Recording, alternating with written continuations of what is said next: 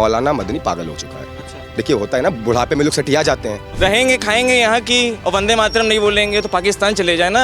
हर जगह जिहाद फैलाया, थूक जिहाद, मुंह दिया, हर जगह तो ये लोग जिहाद फैलाते हैं। अब जब हम हिंदू जाग रहे हैं तो ये लोग सोचते हैं कि हिंदू जागे ना। वो मुसलमान कैसे बोल सकते हैं इस देश में जिन्होंने आज तक राशन खाया? सनातन के भगवान का अपमान हुआ है, वहाँ विपक्ष मौन था, ठीक है।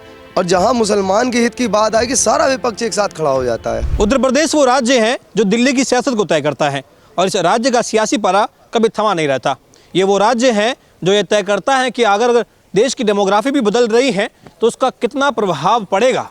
लेकिन आज आपको बता दें कि हम जहाँ मौजूद हैं ये लखनऊ का खुर्शीद बाग इलाका है और यहाँ से जब हम गुजर रहे थे लगातार, क्योंकि हम उत्तर प्रदेश में गली गली में, लखनऊ के गली गली चौबारों में, झुग्गी झोपड़ियों में वहाँ की ज़मीनी हकीकत से आपको रूबरू करा रहे हैं, तो यहाँ से गुजरते वक्त हमें एक तरफ मंदिर दिखाई दिया और ठीक दूसरी तरफ हमें यहाँ पर एक मज़ार भी दिखाई दी। इस इलाके को लेकर के हम थोड़ा बातचीत करेंगे।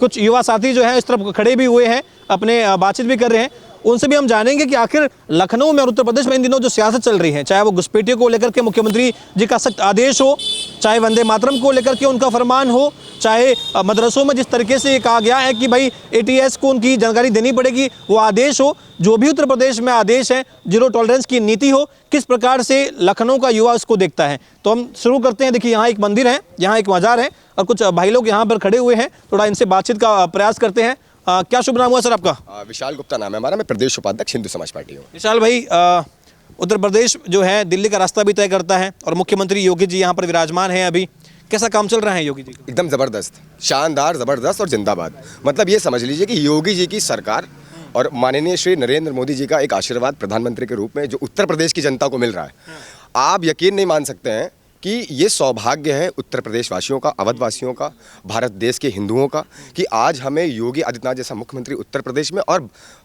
यशस्वी प्रधानमंत्री हमें भारत का नरेंद्र मोदी जी हमें मिले। लेकिन सबको रास नहीं आ रहे हैं। मुख्यमंत्री आपके उत्तर प्रदेश के हैं योगी जी, सबको रास नहीं आ रहे हैं। केरल लगातार ऐसे फरमान आए हैं। बीच में आपको पता होगा कि वंदे मातरम को लेकर के मुख्यमंत्री जी ने कहा कि वंदे मातरम उत्तर प्रदेश के हर एक संस्थान में अनिवार्य कर दिए गए हैं। इसको लेकर के मुसलमानों में आपत्ति है, वो कह रहे हैं कि अब सौहार्द बिगाड़ रहे हैं, हम मुसलमान जो हैं वंदे मातरम नहीं बोलेंगे। क्या कहना चाहेंगे? अरे क्यों नहीं बोलेंगे भाई, इस देश में रहना है तो बोलना पड़ेगा। इसमें कोई इफ एंड बट वाली पॉलिटिक्स नहीं होनी चाहिए। बिल्कुल, इस देश के प्रत्येक नागरिक का, देखिए जब हम लोग भी कॉन्वेंट स्कूल से पढ़े, छोटे थे, हिंदू हैं इसलिए भाई मदरसे तो हमारे यहाँ कुछ है ही नहीं। हमारे यहाँ मंदिर हैं, मंदिर में हम लोग दर्शन करने मात्र जाते थे, ना ही कोई ऐसी मानसिकता सीखने कि मुसलमानों को तोड़ो, यहाँ पे जाओ, ये करो, वो करो। हमारे यहाँ ये शिक्षा सभ्यता है ही नहीं। सनातन धर्म ने कभी किसी को चोट पहुँचाना सिखाया ही नहीं। आज आप देख सकते हैं अगर ये मजार सुरक्षित हो, ये सनातन धर्म के लिए सुरक्षित है। वही देख रहा था कि यहाँ एक तरफ मंदिर है, एक तरफ ये मजार भी। अगर ये मजार आज सुरक्षित है तो हम हिंदू 6 खड़े हैं, 7 खड़े हैं, ये तब भी इसको कोई चोट नहीं आ रही है। इस अब कहते नहीं है सेकुलरिज्म, सेकुलरिज्म के कारण ये आज यहाँ पे पड़ी है। अच्छा। और सत्य सनातन की बात करें तो इसका कोई यहाँ पे स्थान नहीं है। तो ठीक नहीं है, मतलब धर्म निरपेक्षता की बात की जाती है। संविधान का कहते हैं कि भाई आत्मा, देखिए आत्मा की बात। संविधान एक आत्मा है, पर धर्मनिरपेक्ष भारत, हमारे साथ बहुत सारी कम्युनिटी रहती हैं, सिख हमारे भाई रहते हैं, कभी उन्होंने हिंदुओं के साथ कुछ गलत नहीं किया। उन्होंने अपने छोटे छोटे बच्चों ने उनके इस सनातन धर्म को बचाने के लिए प्राणों की आहुति दे दी। ठीक है, जब ये स्थिति उन बच्चों ने निभाई, आज हम भी तो एक बच्चे हैं, हिंदुओं के ही बच्चे हैं ना, कोई गैर मुल्क के तो है नहीं। हम लोग तो हमेशा से यहाँ रहते आए हैं, हम लोग हमेशा से यहाँ रहना जाने हैं। भारत के अंदर जब भारत का विभाजन हुआ तो धर्म के आधार पर हुआ, उन्होंने अपना हिस्सा ले लिया, पाकिस्तान ले लिया। अब इसमें कहते नहीं कूटनीति, कूटनीति का मतलब क्या, जिन्ना और नेहरू एक ही भाई हैं। पर अभी कह रहे हैं कि वंदे मातरम तो नहीं बोलेंगे भाई, साफ उनके मनाही है। मौलाना मदनी है, कह रहे हैं कि मुर्दा कौमें वंदे मातरम बोलती है, मुसलमान को आप जो है प्रेशराइज नहीं कर सकते, वंदे मातरम नहीं बोलेगा, और जो बुलवा रहे हैं वो चले जाए पाकिस्तान, कहीं और चले जाए, वो मुसलमान नहीं बोलेगा। मौलाना मदनी पागल हो चुका है। अच्छा। देखिए होता है ना, बुढ़ापे में लोग सटिया जाते हैं। अब खिसियानी बिल्ली पहले चीज तो खंबा नोचे, और प्लस ऊपर से बुढ़ापा। तो जब दो चीजों का प्रेशर होता है तो आदमी कुछ भी बोलता है, और हम उन जैसे लोगों की बात नहीं समझते हैं। और बिल्कुल बोलना चाहिए, बिल्कुल बोलना चाहिए, बिल्कुल बोलना चाहिए। वंदे मातरम ने तो भारत को आजाद कराया है। ये कैसे बोल सकते हैं इस देश के लोग? वो मुसलमान अल्लाह की करते हैं इबादत, कैसे बोल सकते? वो मुसलमान कैसे बोल सकते हैं इस देश में जिन्होंने आज तक राशन खाया? यहीं पे खेती किसानी भी कुछ मुसलमान करते होंगे ना। इस भारत माँ की मिट्टी को ही वो भाई, इस भारत माँ की मिट्टी के साथ वो जुड़े हैं, अनाज पैदा किए, खाए हैं ना। इस देश की माँ के सामने मस्तक झुकाने का अगर वो नहीं झुका रहे तो इसका क्या मतलब लेकिन है? वो तो ये भी कहते हैं, उनके जो बड़े बड़े मदनी हैं वो तो कहते हैं कि हम अपनी माँ को कभी हम पैर नहीं छूते हैं, कभी हम सर नहीं झुकाते, हम केवल अल्लाह के आगे झुकते हैं, तो हम कैसे भारत माता को हम मानते ही नहीं है। एक बात बोलेंगे चुनना लग जाएगा। भाई दरगाहें हटाओ ना, फिर दरगाहों में मुसलमानों का प्रवेश क्यों है? लखनऊ में इतने आपने दरगाहें देखी हैं, वहाँ पे क्या सेवादार सारे मुसलमान पंडित लगे हुए हैं क्या? दरगाह पे तो वो भी किसी के आगे ही सर झुका रहे हैं ना, वहाँ पे अल्लाह नहीं है। तो इस कॉन्सेप्ट को तो हमने देखिए क्लियर कर दिया कि वो चूतिया बना रहे हैं मुसलमानों को। ये खुद में दोगले हैं। ईद खाए, बकरीद खाए 30 रोजा, सगे बाप के ना सगे ना बहन को कोई दूजा। आप समझ रहे हैं ना? मतलब ये आप समझ, हम आपको कैसे समझाएं? देखिए मैं कुछ अभी गंदा बोलूँगा, आप कहेंगे, आप बीप मारेंगे, पर सच्चाई ये है कि योगी आदित्यनाथ ने ऐसी बीप मारी है, माननीय नरेंद्र मोदी ने ऐसी बीप मारी है कि बीप दिख रही है और बीप समझ में आ रही है। अच्छा जी, ऐसा यहाँ सही कह रहे हैं ये कि भाई वंदे मातरम बोलना पड़ेगा। वंदे मातरम बोलना पड़ेगा, नहीं तो पाकिस्तान चले जाएं, सीधा पाकिस्तान चले जाएं, क्योंकि यहाँ वही रहेगा। यहाँ हमारे संविधान में एक शब्द जोड़ा था बाबा भीमराव अम्बेडकर ने, सेकुलर। अगर सेकुलर में रहना है, भाईचारा दोनों तरफ से होता है, ठीक है? ये नहीं हो रहा है क्या? रहेंगे खाएंगे यहाँ की और वंदे मातरम नहीं बोलेंगे तो पाकिस्तान चले जाए ना। यहाँ पे योगी मॉडल ने सबसे अच्छा इस टाइम काम चल रहा है डिटेंशन सेंटर वाला, आप देख रहे होंगे लखनऊ में डिटेंशन सेंटर बन रहा है बहुत, गोरखपुर में तो बन गया। बिल्कुल। तो ये एकदम सरकार का बहुत प्रशंसनीय कार्य है, इसको पूरा हम लोग समर्थन करते हैं। क्या नाम हुआ आपका? जी मनीष नाम है। मनीष भाई, क्या कहना चाहेंगे? लगातार हम उत्तर प्रदेश में देख रहे हैं कि योगी जी के फरमान जो हैं कई लोगों को अब कड़े लग रहे हैं। मौलाना मदनी कह रहे हैं कि मुर्दा कौमें वंदे मातरम बोलते, मुसलमान वंदे मातरम नहीं बोलेगा, दबाव में नहीं आता मुसलमान। अगर हिंदुस्तान में आपको रहना है तो आपको वंदे मातरम बोलना पड़ेगा, भारत माता की जय बोलना पड़ेगा। योगी जी हम सब समर्थक हैं, विकास का कार्य तेज़ी से चल रहा है डबल इंजन की सरकार की वजह से, और हम जितने भी भाई हैं उनके साथ खड़े हैं। जैसी भी हालात होंगे आगे चल के हम कंधे से कंधा मिला के उनके साथ खड़े रहेंगे आप, जैसे भी हालात होंगे। क्या शंका है आपको? हमको तो हालात ऐसे ही लग रहे हैं कि गजवाए हिंद बनवाने के लिए इन लोग ने क्या क्या नहीं करा है। हर जगह जिहाद फैलाया, थूक जिहाद, मुंह दिया, हर जगह तो ये लोग जिहाद फैलाते हैं। अब जब हम हिंदू जाग रहे हैं तो ये लोग सोचते हैं कि हिंदू जागे ना। हिंदू जाग गया जो हम लोग को पाकिस्तान जाना पड़ेगा।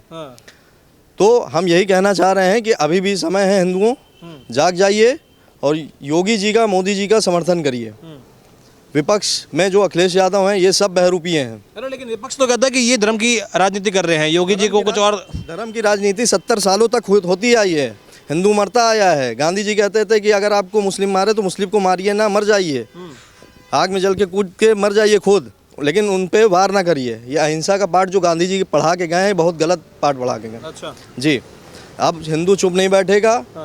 अब अगर वार होगा तो इधर से भी वार करने के हम लोग क्षमता रखते हैं। ये घुसपैठी वाला मुद्दा कितना आपको लग रहा है? क्योंकि योगी जी ने अपने सोशल मीडिया हैंडल पर एक मैसेज दिया है आम जनता को, योगी जी की पार्टी नाम से। उसमें योगी जी ने संदेश दिया कि भाई जितना जिम्मेदारी सरकार की है, प्रशासन की, उतना आम लोगों की भी है कि अपने आसपास घुसपैठी अगर आपको डाउट होता है बताइए आप प्रशासन को। कितना आपको लग रहा है कि खतरा है घुसपैठियों का होना? सबसे ज़्यादा तो खतरा इन्हीं लोगों से है, ना इन लोग का आधार कार्ड ना कुछ। ये तो सब फर्जी यहाँ बनवा के रखे हुए हैं। जो भी लूट हत्याएं होती हैं यही लोग करते हैं। और आप देख लीजिए, आज यहाँ है तो कल अगर यहाँ लूट हत्या हुई है उन्होंने करा है तो यहाँ से चले जाएंगे 10 किलोमीटर दूर, वहाँ रहेंगे जाके, वहाँ का आधार कार्ड। ये सब जो है एक साजिश के तहत हो रहा है। बहुत योगी जी, मोदी जी बहुत अच्छा कर रहे हैं इन घुसपैठियों को यहाँ से डिटेंशन सेंटर में डालने का। इनको डिलीट करना चाहिए तुरंत। अच्छा, तुरंत डिलीट हो रहा है, मतलब बहुत सही हो रहा है। SIR वगैरह जो हो रहा है? जी जी जी जी, बहुत सही हो रहा है। हम समर्थन में हैं। समर्थन में है आप? क्या सर शुभ नाम हुआ? एडवोकेट मोदी शुक्ला नाम है हमारा। वकील हैं आप? जी, वकील हैं तो थोड़ा आपको अच्छे से मालूम भी होगा कि एक तो सबसे बड़ी बात ये है कि स्वामीनाथन जी हैं, तमिलनाडु मद्रास हाईकोर्ट के हैं, उन पर विपक्ष के 107 सांसदों ने महाभियोग लाया है। कह रहे कि इन्होंने जो फैसला दिया है, वहाँ पर एक मंदिर है पुराना, उस मंदिर में पूजा पाठ को लेकर के दीपक जलाने की एक बहुत पुरानी परंपरा आती थी, उस परंपरा को फिर से उन्होंने जीवंत किया है और कहा कि भाई आप हिंदू जो हैं यहाँ पर दीपक जला सकते हैं। पूरा का पूरा विपक्ष एकजुट हो गया, चाहे कांग्रेस हो, सपा हो, TMC हो, यासुद्दीन ओवैसी की पार्टी हो, और लगातार जो है वहाँ पर कह रहे हैं कि जो जज है इनको हटाया जाए। क्या कहना चाहते हैं इस पे एक बात ये कहना चाहते हैं, विपक्ष जो होता है वो दोहरी राजनीति कर रहा है, सबसे गंदी राजनीति कर रहा है प्रेजेंट टाइम में। कारण क्या है कि जैसे आपने बताया कि उन्होंने चोटी पे जो एक ऑर्डर आया है जज साहब का, यहाँ पर दीप जला सकते? हाँ दीप जला सकते, क्योंकि वो चोटी पूर्वजों के टाइम से वो चल रही थी, ठीक है।